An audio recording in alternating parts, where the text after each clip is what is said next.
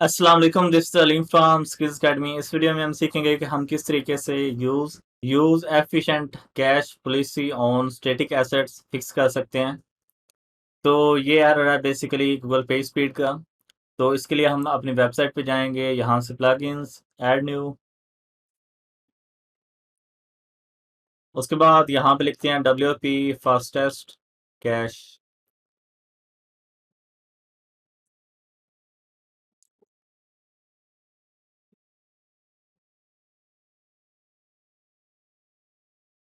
Activate. उसके बाद इसे ओपन करते हैं। उसके बाद आप इसे अनेबल कर देंगे।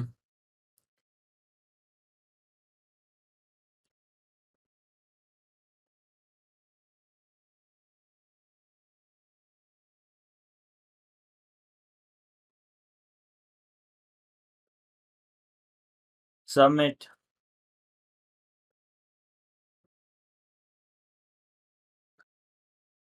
उसके बाद अब दोबारा एनालाइज करेंगे तो इशू फिक्स हो गया होगा। वीडियो देखने का शुक्रिया। अल्लाह हाफिज़।